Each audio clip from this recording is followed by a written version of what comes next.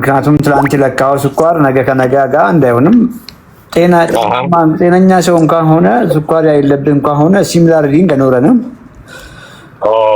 ሁለተኛ ነገር ደግሞ ትልቁ ነገር በፊት እንግዲህ አስበው ጠዋት ላይ ስኳር 110 ነው እንበል የበፊቱን ነው የምነግርህ ኦኬ ፍርፍርህን ትበላለህ ፍርፍርህን 200 ታስገባዋለህ እሱን አትለካውም አንተ 200 እዛው ሰማይ ላይ ይተንቀዋለለ እዛው ይውልና 7 ሰዓት ላይ አሁንም ፍርፍርህን ትበላለህ ያው እንጀራም ለማረፍ ፈልጌ ነው ሳም ካርቦዝ አሁንም እዛው ጋር ይጫወታል ራትም እዛው ላይ ትደግምለታለህ እዛው ሲጫወት ከርሞ ማታ ስተኛ ዝቅ ይልና ይሸውዳል ጧጧል ዳደና ይመስላል ግን ቀኑን በሙሉ 24 ሰዓት ከፍ ያለ ስኳር ውስጥ ነው ስትዋኝ ኖርከው ያ ነው እንግዲህ ሄሞግሎቢን A1Cን 11 አስገብቶ የነበረው የጠቅላላ የ3 ወር የ9 ቀን የስኳር ከፍታ ስለምለካ ነው ያንተና እንደሆነ ዘ ሆል ዴይ ቀኑን በሙሉ ዛቸው አካባቢ ነው የሚጫወተው 90 80 100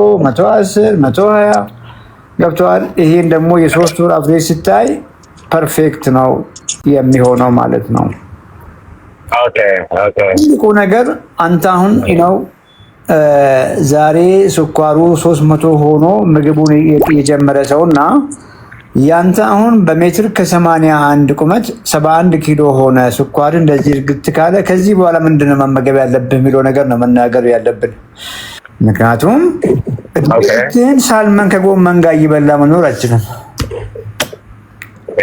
yes because በፊት ኢነርጂ ነበረ የተቀመጠ ፋት ነበረ ስቶርድ የሆነ ምግብ ነበረ ዲፖ ነበረ እኮ በፊት ያን ዲፖ ውስጥ ያበሳል አሁን ስለዚህ ሄልዚ ፋት እና ሄልዚ ካርቦሃይድሬት በተጨማሪ ከዋናው የፊሽ የቺክን ኦር ዊቼቨር የስጋ ጎን እነዚህን ሄልዚ ካርቦሃይድሬት በተጨማሪ መውሰድ ይጠይቃል ቀሪ ዘመንህን በምን መልኩ ነው የምትመገበው በምን መልኩ ነው ኤክሰርሳይዝ የምታደርገው መስል ቢውልድ ማድረግ አለብህ ካርዲዮ መስራት አለብህ እነዚህ ነው I did it በውስጥ ኮሙኒኬት እናደርጋለን ትልቁ እሱ ነው ሜንቴናንስ ነው አሁን እንግዲህ ትሰማለህ በየሜዲያው ሰዎች ተርበውም ተጾመውም ጾም ስኳራቸውን ኖርማል ያደርጉታል ትልቁ በዚያ ረሃብ እድሜያቸው መቀጠል ይችላሉ ወይ አይችሉም ነው በዚያ ፋስቲንግ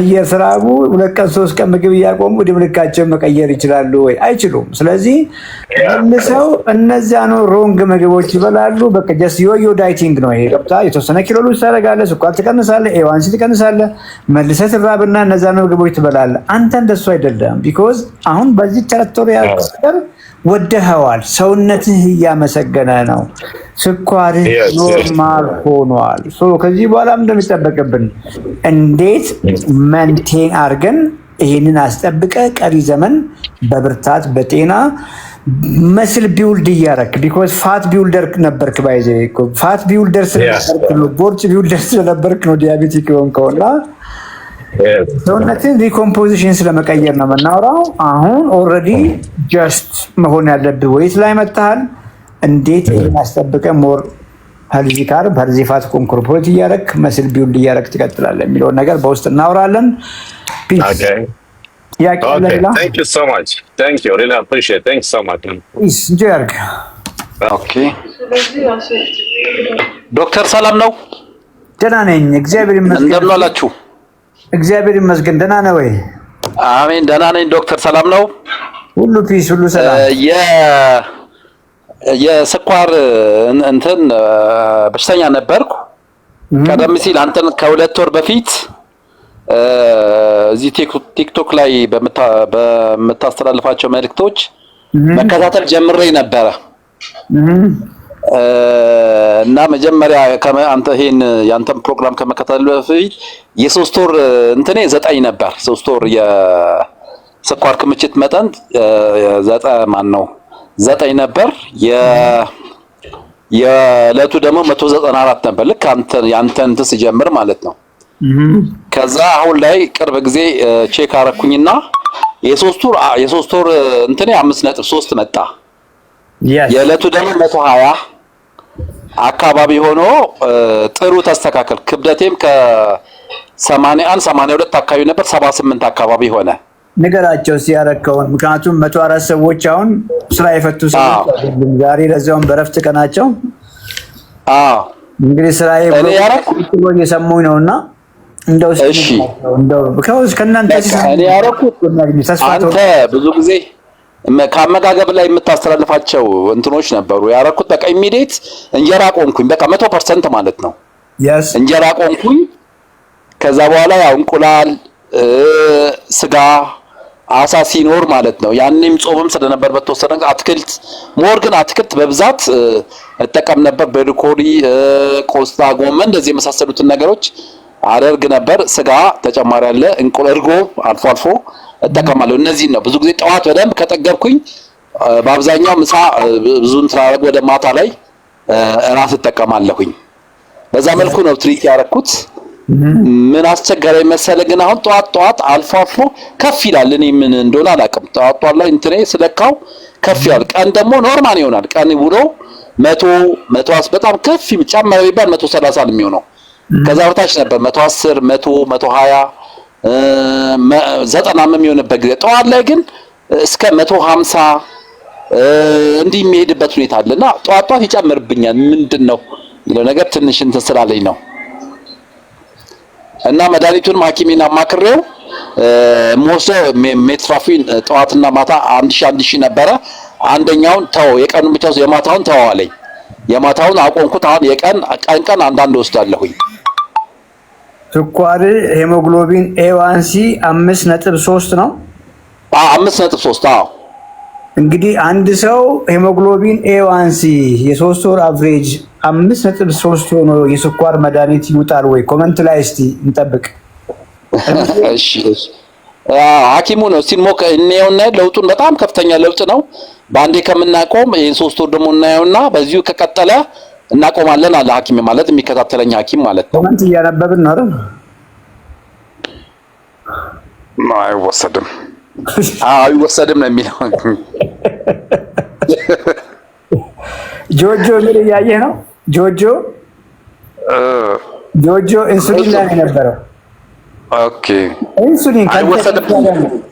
ምክንያቱም ሎጂኩን ነገርኩህ። አሁን ሐኪሙ እንደው ሐኪሙ አላጨበጨበልህም? ኧረ በጣም ሰርፕራይዝ ነው የሆነበት። ተቆጥቶኝ ነበር 9 ሲገባ እንዴት ብሎ ተቆጣኝ በጣም እና በቃ በጣም ይሄ ነገር ወደዛ እየሄደ ብሎ ተቆጥቶኝ ነበር። የዛሬ 3 ወር በፊት ሲሄድ ማለት ነው። በጣም ነው ምን አድርገህ ነው አለኝ። ነገርኩት ያንተን እሱ መከታተል ነበር አልኩት እና ጥሩ ነው አሁንም በዚሁ ቀጥል። ይሄው ደግሞ ከመጣ ግን እንተዋለን አለኝ።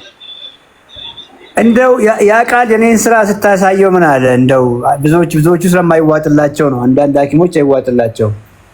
አክሰፕት አድርጎታል እሱ። አይ ጥሩ ነው አለ። በጣም ጥሩ ነው ይሄ እንትን ነው ጥሩ ነው። ይሄን በደንብ በተመጣጠነ በምክር ከሆነ ጥሩ ነው አለኝ። አንዳንዶቹ አንተ ብዙ ጊዜ የምትላቸው ነገሮች አሉ። ዝም ብሎ በተወሰነ ኪሎ መቀነስና መጎዳት አለ። በዛ ልክ ይሄ በምክር ስለሆነ ጥሩ ነው ያለኝ እሱ። አይ አክሰፕት አድርጎታል እንትን አላደረገው። ግን እርግጠኛ ነኝ ከዶክተር ጋር ትግባባዋለህ እና አዎ ዳክ ቆይ ሄሞግሎቢን A1C 5.3 የሆነ ሰው ስኳሩ ኖርማል ነው ቦርደር ላይ ነው ወይስ የስኳር በሽተኛ ነው የሚባለው ብለህ እኮ መጠየቅ ነው። ኖርማል ነው ያለኝ። ኖርማል ነው አንዳንዴ ምን ስለሚዋዥቅ ነው ምናምን አለኝ እሱ። ነው የሚዋዥቀው ታውቀዋለህ እኮ አንተ ካላዋዥቀው። አዎ ካላዋዥቀው እውነት ነው ልክ ነው። ታውቀዋለህ እኮ እንዴት እንደምታዋዥቀው ታውቀዋለህ። እና አንተ የሰጠኸው እኮ ነው ይሁን ምንም እኮ ተአምር እኮ አላረክም። እውነት ነው። እኔ ዙም አድርጌ ያሳየሁ። እስቲ ምግብህን ቀይር። ምግብ ብለህ ላለፉት 40-50 ዓመታት የበላሃቸው ምግቦች ቦርጫም አድርገው ስኳርን ከፍ አድርገው ነው ብዬ በማሰብ እስቲ ተዋቸው እኮ ነው ያልኩህ። እውነት ነው። ትክክል ዶክተር። በፊትም እኮ ስጋ መብላት እኮ አልቀረም ትበላለህ አይደል?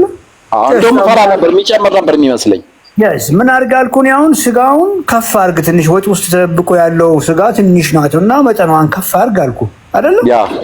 እውነት ነው። ደግሞ እስቲ እንጀራም ካርቦሃይድሬት ነው፣ ጎመንም ካርቦሃይድሬት ነው። እስቲ እንጀራው ቦርጫም አድርጎ ከሆነ ቀይሮ እስቲ በጎመን አድርጎ። በቃ ሲምፕል እኮ ነው የቀየርኩት። እውነት ነው ልክ ነው። ልክ ነው።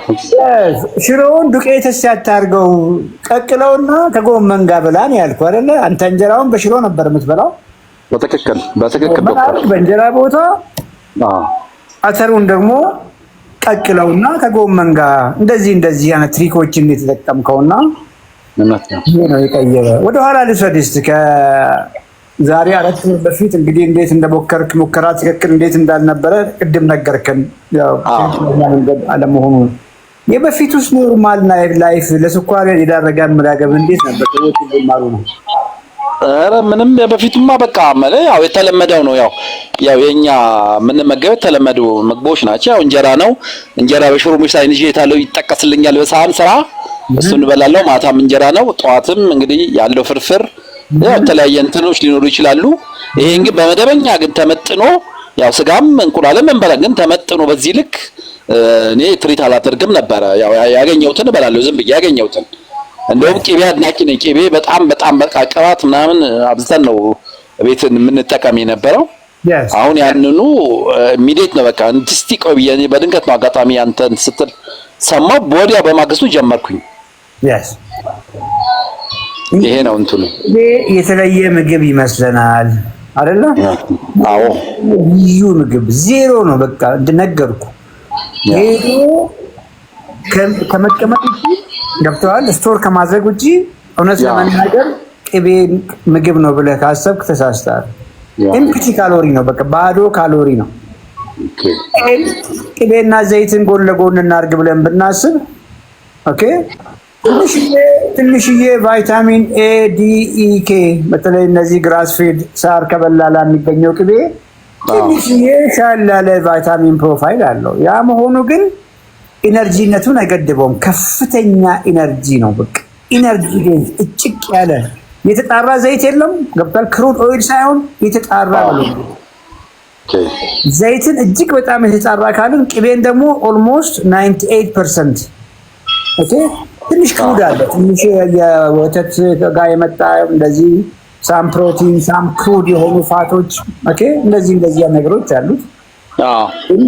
ኢነርጂ ነው በቃ ስትበላ የነበረው ያ ኢነርጂ ሄዶ ቦርጭ ሆነ። አንተ አላወቅም። የሆነ ቀን ሐኪም ቤት ስትሄድ ስኳር ጣሪያ ነካሉ። ወዲያ መድኃኒት ይጀምራሉ።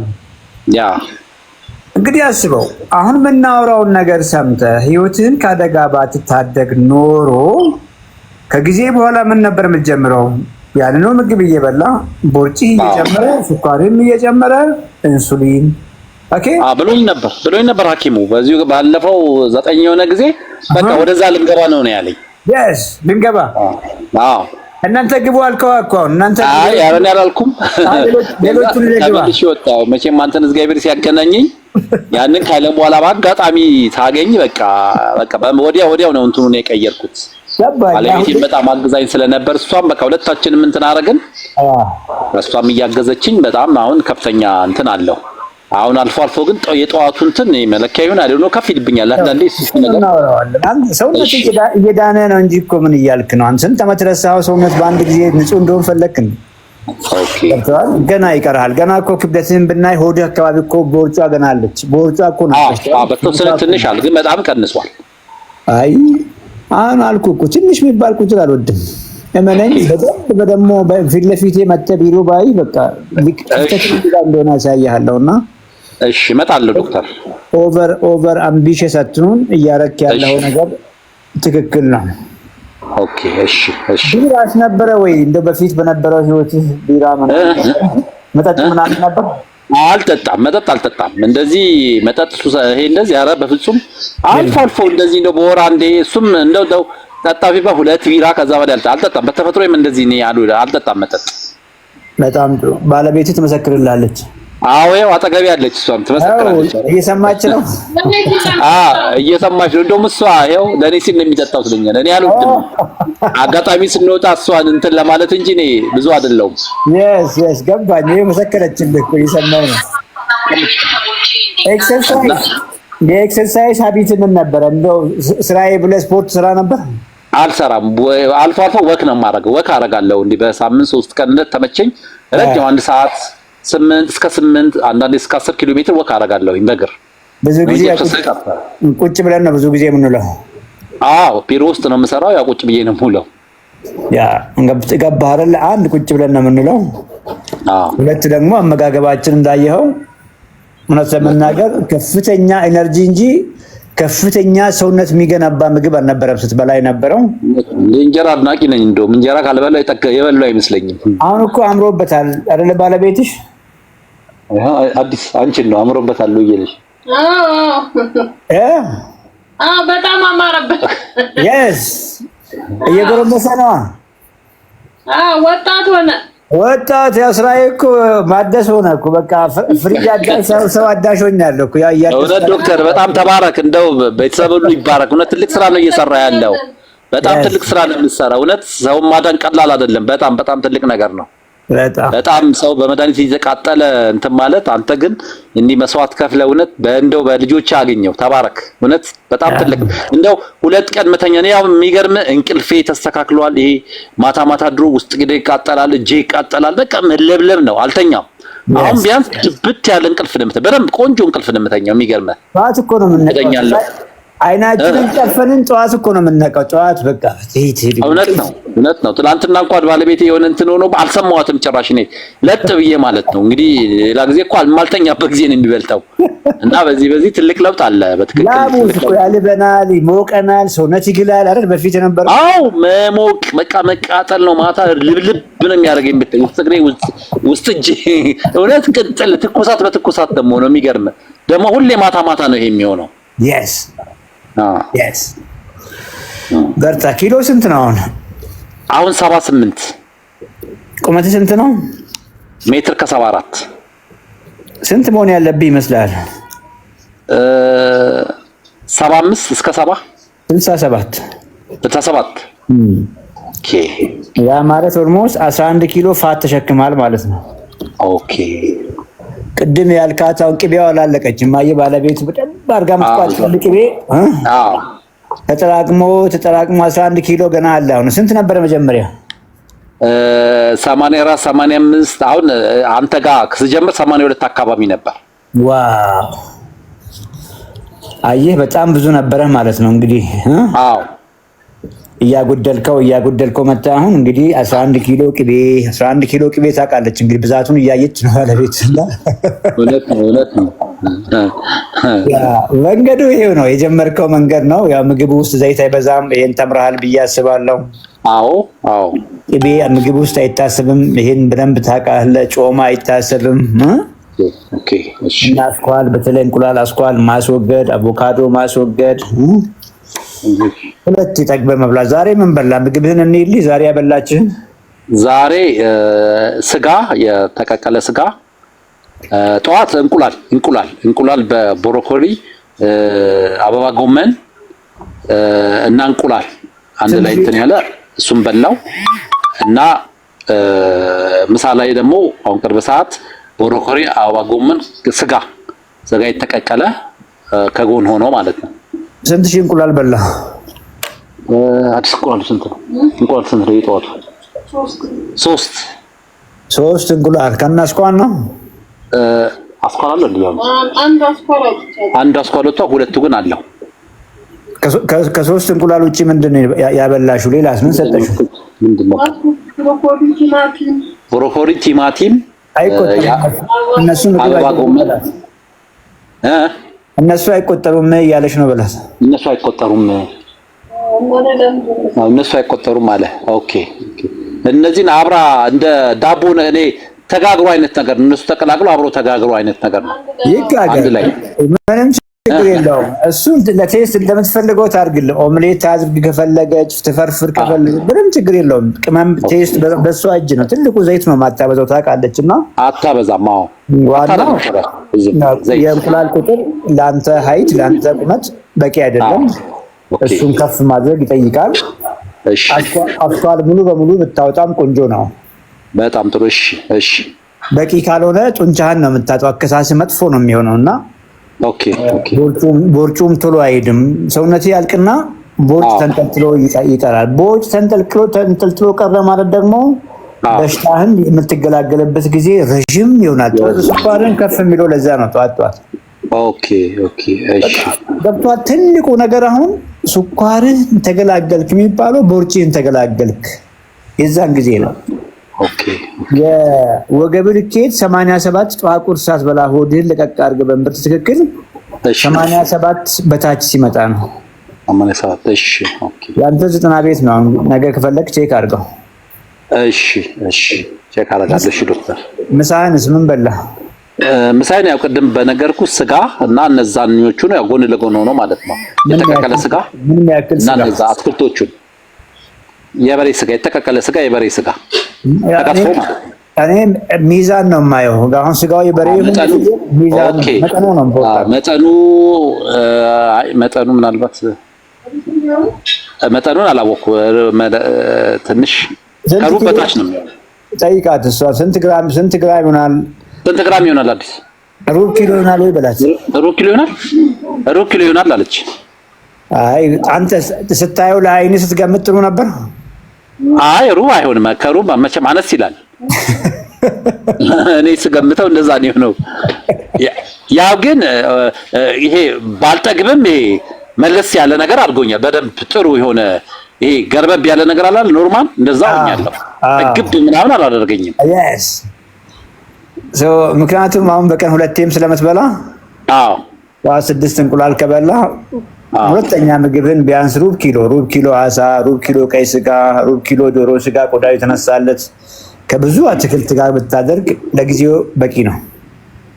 እሺ ዶክተር እሺ።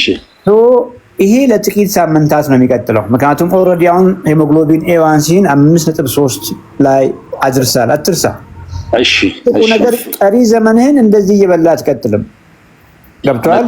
ሰውነትን ፕሩቭ እያደረገ ሲሄድ ከጊዜ በኋላ የሚጨምሩ ነገሮች እያየን ለውጥህን እያየን የምንጨምራቸው ነገሮች ይኖሩ ይችላሉ። ጥሩ ዶክተር። ደግሞ በአካልም አዲስ አበባ ነኝ። ያስ ይሄ የቅርብ ጊዜ ፎቶ ነው ፊት ለፊት ያለው? አይ 1-2-3 ዓመት ይሆናል። እሱን ፊት ባላይ እኮ አላስገባህም ነበር። የኔ በፊቱን ወፍራም ያለውን ፊት ነው የሚመስለው። ለዛ አይ ይሄ ቆየ ነው። አሁን እኮ የልጅ ፊት ሆኗል። ፊቱ ሆኗል። በትክክል ሽንቅጥ ነው ያልኩት። በጣም ሽንቅጥ ነው ያልኩት። ለራሴ ይታወቀኛል። ድካም የለ ምን የለ። በጣም በፊት እኮ ድካም በቃ መድከም ነው ምን። አሁን የለም ድካም። በጣም በጥሩ መልኩ ጥሩ ኢነርጂ አለኝ። እና ቶሎ ሂድ ነው የሚለኝ በአብዛኛው። በደንብ በቃ በመንቀሳቀስ ነገሩ ላይ እየተመገበ ነው እኮ። አሁን ሰውነት እኮ ቋንቋ አለው። በፊት ቢደክም አየሞትኩ ነው እያለ ነው። በቃ እጅ እየሰጠ ነው። አንተ አይመስልህም። በቃ ደግሞ እኮ ሲመጣ አይታወቅንም። ሰው ሁሉ የሚደክመው ነው የሚመስለን እኮ። ሰው ሁሉ እንቅልፍኛ ጫን ይመስለንና አንዳንዴ እድሜም ይመስለናል። በቃ ስንት ዓመት ነው አሁን? 52 እኩያዬ ጋር ነው የማወራው። አዎ ዶክተር። አዎ የ65 ልጆች ነና። አዎ yes መቼ ጨረስክ? ሃይስኩል መቼ ጨረስክ? ሃይስኩል 84። አይገርምም? በቃ ሲሚላር ባች ነን። እኔ 85። ኦኬ።